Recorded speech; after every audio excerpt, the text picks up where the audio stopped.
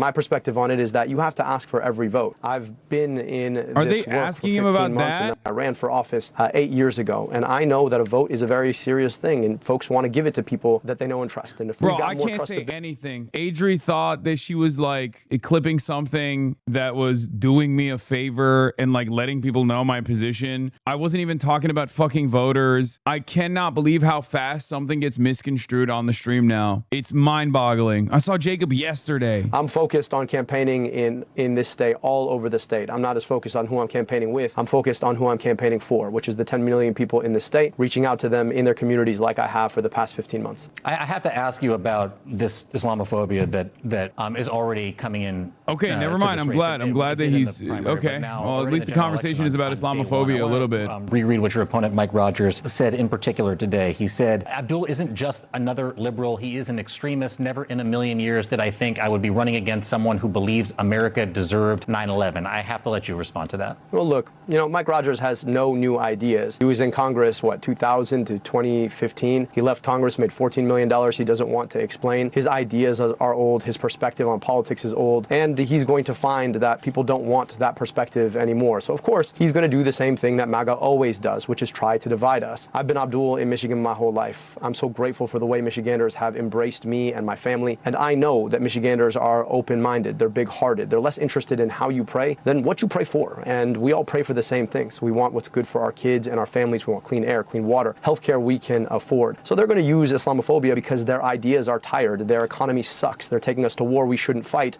And we have an opportunity to actually focus on bringing us together. So if he has some new ideas he'd like to talk about, I've challenged him to 5 debates. Mike, if you're watching, 5 debates, but you're a coward, so you probably won't do it. I second your sentiment about Michiganders. It was incredible to be there yesterday. Congratulations to you. I'm sure I'll see you out there again over the course of the next several months. Michigan Democratic Senate nominee Abdul El-Sayed, thank you so much again and congratulations. We just have to be more careful with the language that we use. The description is literally more important than what I'm saying in the clip. The context that's important is to be like, Hasan calls out DC consultants that got the race wrong, and then you can quote it. You know what I mean? Like, that would be probably a better way to clip something. Messaging clarity is very important. I obviously cannot consistently add additional context to the things that I'm saying in real time. That's not a normal way to communicate. Abdul El-Sayed. And even with that huge, you could feel it on the ground in Detroit. The ones who voted for El-Sayed, almost all of them that I spoke with, they told me something's got to change.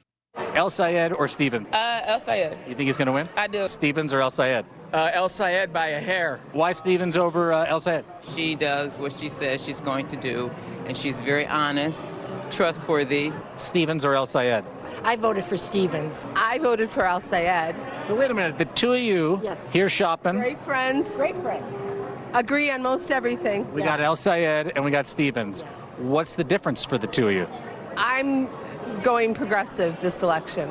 I'd like to blow everything up and start from scratch. And you went with the trusted voice, or for you, the trusted voice here in Michigan? Yes. So who are you for? What's your prediction? El-Sayed. Oh, are you kidding me? Come on. Get money out of politics, baby. Bring it back to the people.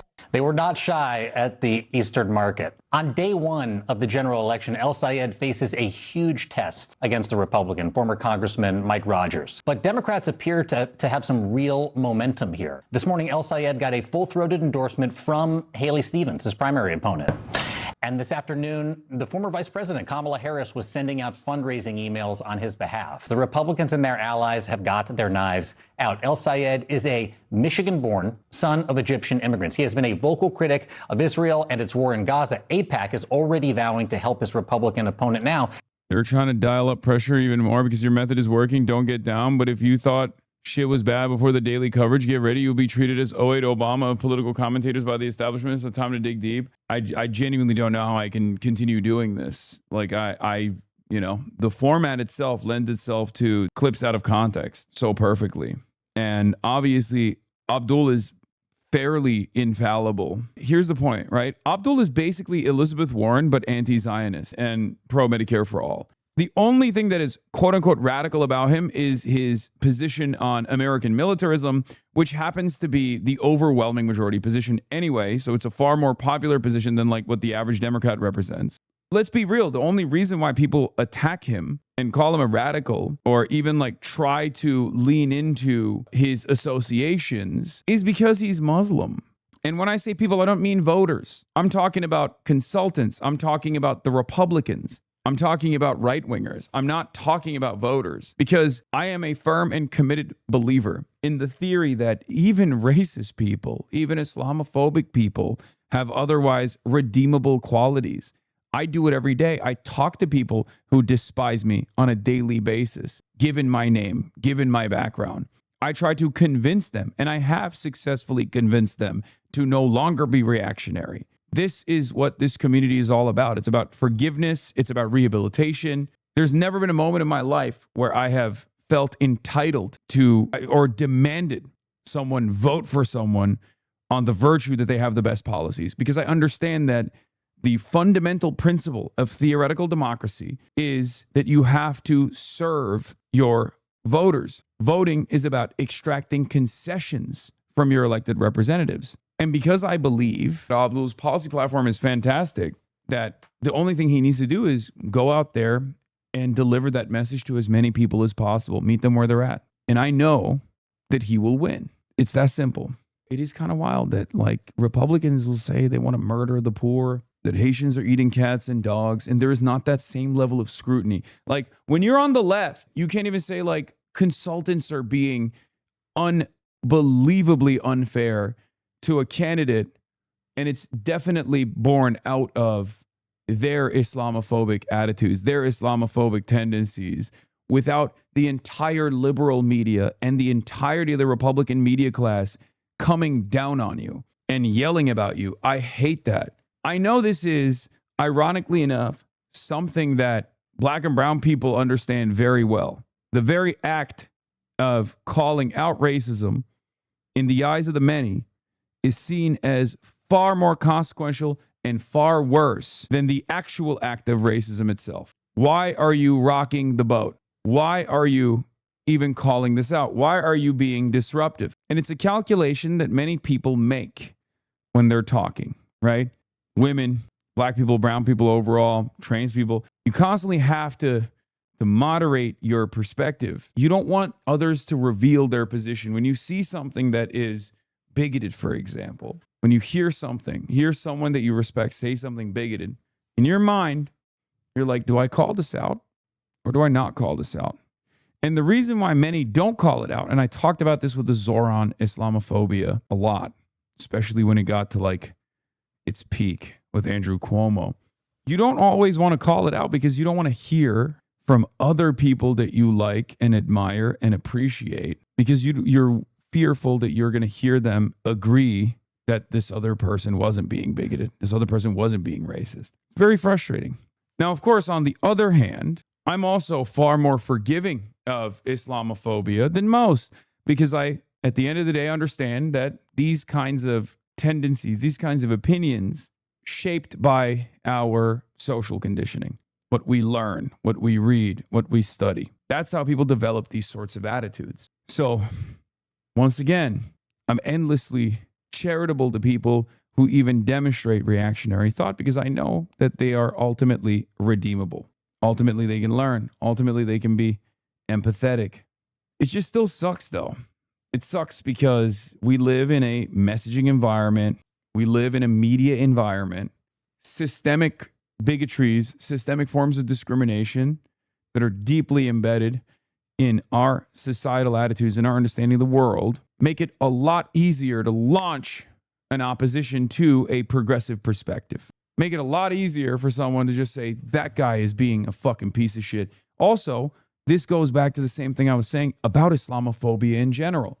Could you imagine if there was a Latino candidate or a woman candidate or a Black candidate, and someone connected to the campaign of a Black candidate was frustrated with the level of racism that they were experiencing, and then MSNBC, like Fox News would still be like, look at this fucking woke lord. Fox News would absolutely clip that to be like, look at this fucking woke piece of shit complaining about anti-Black racism. It's bullshit. But do you think MSNBC would do that? Do you think CNN would use that as a talking point? Do you think liberal outlets would use that as an attack? Or would they try to be a little bit more understanding of the frustration that someone is experiencing in that moment?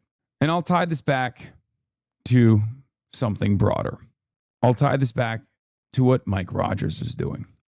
Because not to get all woke one with it, because you guys know I don't have that tendency at all. But I will say this. When we on the left, or we as, you know, the broader anti-Trump coalition, which includes liberals, turn around and deploy Islamophobic sentiment with such ease, we create a permission structure for more of it.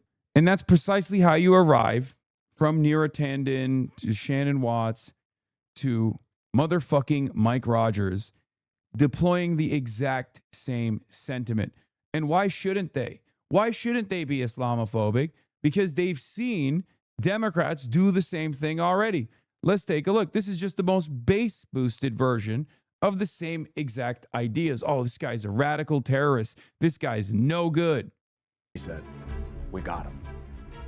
That's all he said on the phone. We got him. Leon Panetta at that time was the CIA director, and he calls down and said, there's some things we want to share with you. They had a mock-up of exactly where he was in his facility. So they had spent months working on all of this, months, if not years. So we went through the process, and then we went through the pictures, and do you think that's Osama bin Laden or not? And remember, they weren't clear at that time. You know, you look at it and you go, okay, his gait is the same. I mean, it was pretty detailed discussions about every aspect of it, because he had a pattern that he would go out walking about the same time every day in this yard, because he was cooped up too. Remember, the whole world was looking for him. I mean, I came away. This is Mike Rogers. I spent my life hunting terrorists. I never in a million years thought I'd hear the words America deserved 9/11, but here we are. Michigan, we got a state to save. Only thing He's tying it back to Abdul al-Sayed. He's literally saying, like, I hunted Osama bin Laden, and now I'm hunting Abdul al-Sayed. That's literally what the argument is. Just watched as the acuity got better and better and better and better and better and better. And then, you know, the director came down and said, we're going to move on this. Get a call like 2 days later. Only thing he said was talking about. It was an incredible feeling. I guess Mike Rogers was on Laura Ingraham, and they did it too. They did it there as well. The clip. Shutting down the border. He gave the GOP late today its marching orders. And what Republicans should say is that at the end of a year, you'll have nothing but death, squalor, poverty. Woke 1.0 won against this, didn't it? Let them lose again. You'll have a life of hell. And that's what happens every single time.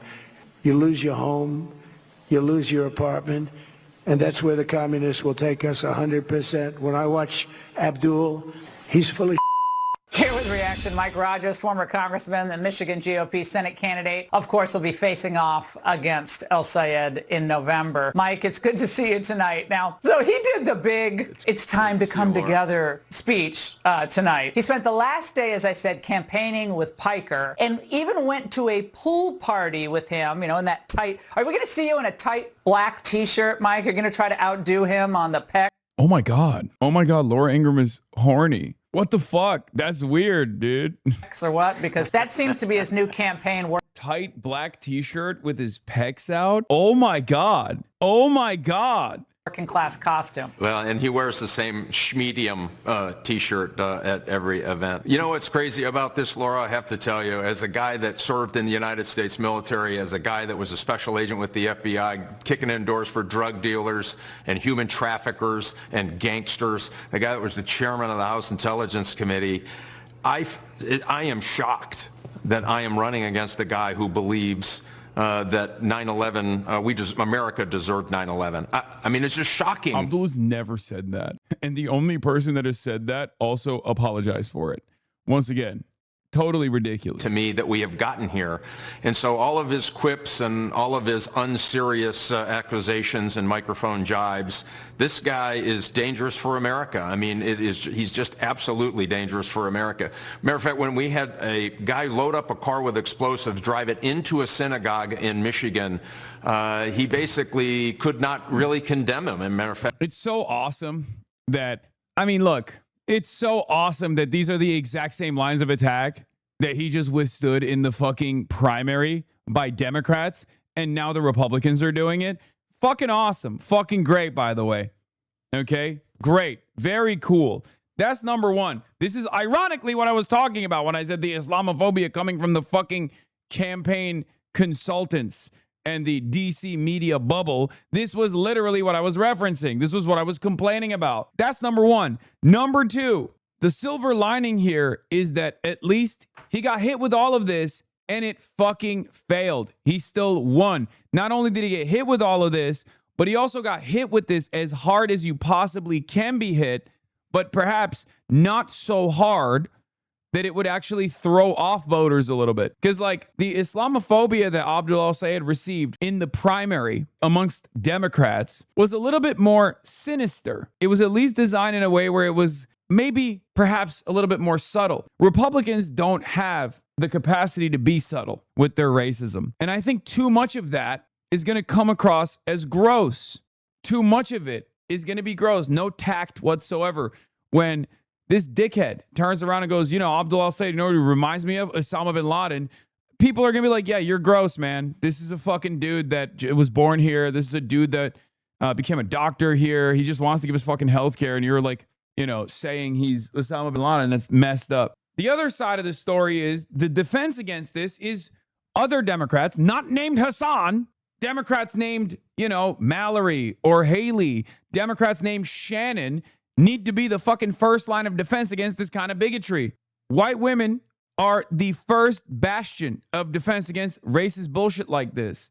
But the problem is, and this goes back to my argument from yesterday, the first responders, the first line of defense against this kind of bigotry ended up dishing out said bigotry over and over again. That same exact bigotry that is being championed and channeled by Mike Rogers now. Will this cause some liberals to go back and take a look at the way that they have communicated? Will this be an about-face moment? I don't know.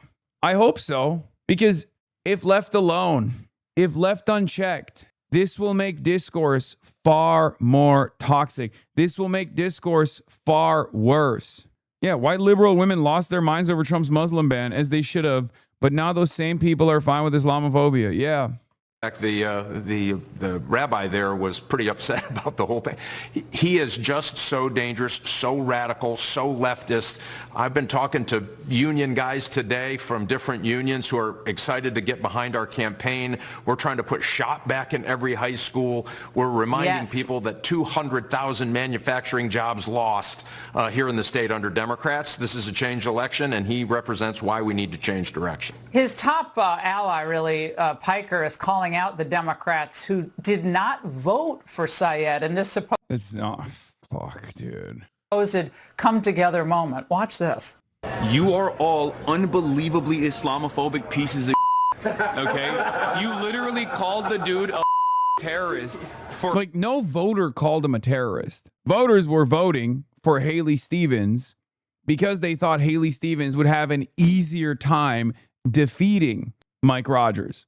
When I'm talking about like you're all Islamophobic pieces, you called him a terrorist. You said like he was a fake doctor. No voter said he was a fake doctor. I'm talking about the fucking consultants and the narratives that they try to concoct in the fucking primary. And it's ironic because the stupid fucking Fox News dipshits are doing the same thing now.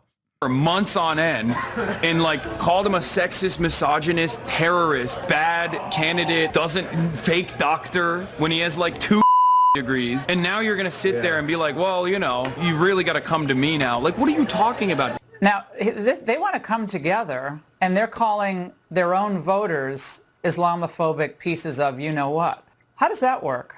Yeah. Mike Rice would be like, Islamophobia. I'll show you Islamophobia. Well, it doesn't work. And we have already started our conversations with people who voted for his Democrat opponent about coming to our side and sending a clear message that this kind of radicalism, this kind of meanness and divisiveness is not the right direction for a state like Michigan. I mean, my God, Laura. Dog, you are a Republican. You eat Trump's asshole for breakfast, lunch, and dinner. What the fuck do you mean This kind of divisiveness. What are you saying? Your first ad, as soon as Abdul won the fucking primary, was saying he loves 9/11. Your second ad was equating him to Osama bin Laden. You are trying to present yourself as though you are hunting him like you hunted. You're fucking lying. You didn't. I don't think this guy hunted bin Laden anyway, but like you're equating him to bin Laden and saying, I'm going to hunt the terrorist in the least subtle piece of Islamophobic candidacy campaign that I've seen. Okay. Man, Fox News is really just sitting here clipping shit? No, dude, it's not. It wasn't even fucking Fox News that clipped this. Last year, we were 44th in education, and our fourth graders can't read at the fourth grade level. 3 out of 4 of them can't. And so we're saying, hey, look, there's a better way forward, and it doesn't have to be what he's selling. It's radical. It's anti-Semitic. Matter of fact, I argue they blew past anti-Semitic. They just don't like Jews. They make it very clear. Wait, how do you blow past anti-Semitic to not liking Jews? That's what anti-Semitism is. This guy's so fucking stupid. He can't even do woke right. I love that these guys' position always is like, yeah, DEI except for loving Israel. No DEI except for loving Israel. That's it. And then he can't even do that right, where he's like, you know, they went past anti-Semitism. They just straight up don't like Jews. A Haley Stevens voter says he'll vote Republican if the general, if Abdul say wins the Democratic nomination. David Salama, 48. Anesthesiologist from West Bloomfield. I will vote for Haley in November if she were to win today, but if Abdul wins today, I will vote for Mike Rogers in November. He said nothing in the extremes lie trouble. So proud of our dad, Joseph Salama, for sharing some of his story, volunteer in Israel on News Nation this morning. Yeah, I don't think this is like the average Haley Stevens voter. I think this is an extreme case, which is why that is an extreme case. And I don't think Abdul is going after those voters anyway. Professor Jeff, relax. Endorsing Abdul El-Sayed today is a clear all-time low point for Senator Schumer. Schumer will go down as one of the most traitorous Jews in world history. He'll also soon be primaried out of politics by El-Sayed's friends. Schumer is truly evil. Like, this is the one time where Chuck Schumer is actually behaving as a competent party leader, and these guys are fucking yelling at him. Dude, he can't do anything about this. This is like, what do you mean? This is the one no-no zone. It doesn't matter how much he loves Israel. It doesn't matter how much he loves AIPAC. Like, he has to get a Senate majority. There are varying degrees of loving Israel, and I don't think Chuck Schumer is at that level where he's going to be like, I'm casting aside the fucking Senate majority. No, he has to fucking lock in. This is the one thing he has to do no matter what. He never endorsed Zoran. He didn't have to do that. That was also kind of unconscionable. He never endorsed Zoran, but this is one of those moments where he kind of has to do this regardless. Also, one of the most traitorous Jews in world history. Oh my God, dude, you are so insane. This man fucking loves Israel so much. I cannot believe how psychotic some people are. They talk about it often. They keep using that kind of language. Yeah, he has to do this because this gives him a chance for more power as majority leader, which, you know, I don't know which direction he'll wield that power in. I don't think he will do much with it. I don't know what his calculation is there, but like he kind of has to do that. There's just no other way. That's the one job that he has. Yeah, they're obsessed with that. Yeah, it's basically completely. Blame the Jews 24/7. It's unbelievable. Yeah. I mean, the Jews are responsible apparently for everything. Okay, once again, Trump supporter complaining about mean language, which is insane. Trump supporter complaining about bigotry, which is insane. Also, I can't help but notice how identical this commentary is from everything that I heard thus far. And once again, I feel like we're losing sight of the main through line here. These are people who defend the Epstein class. These are people who defend the amount, like unbelievable amounts of corruption that Trump has done, Trump's incompetence, the Trump administration's violence. And on top of that, every conversation that these dickheads have about anti-Semitism should always be met with, because they're having the conversation not about actual anti-Semitism, but about, you know, anti-Israel sentiment. So every single conversation that they try to cynically talk about, where they cynically try to talk about anti-Semitism, should be met with, one, you literally are the anti-DEI party, okay? And two, you are Israel first, America second, maybe. I am not above saying we are the real America First Party. I am not above saying we are the real peace ticket, okay? And that is real. And there are a lot of Republicans who are pissed off about this Israel shit. And there are certainly a fuck ton of independents too. It's the easiest message of all time. Just go out there and be like, These guys want to take all your fucking tax dollars and ship it overseas to Israel. They want to send your sons and daughters to go die at the behest of Israel as the entire planet's fucking energy supplies diminish day in, day out. It's free money. It's free ball. That and data centers, I think, are the two most like cross-party appeal statements that you can just constantly fucking hit. And obviously with Mike Rogers, given his pharmaceutical lobby connections, like you can connect him directly back to the opioid crisis as well. Like, so when these guys talk about like violence or, oh, these guys want to like throw Americans in jail or kill Americans with their dangerous comments, you could be like, dude, you killed Americans. You played a formative role in the opioid crisis. You have killed a shit ton of Michiganders. That's it.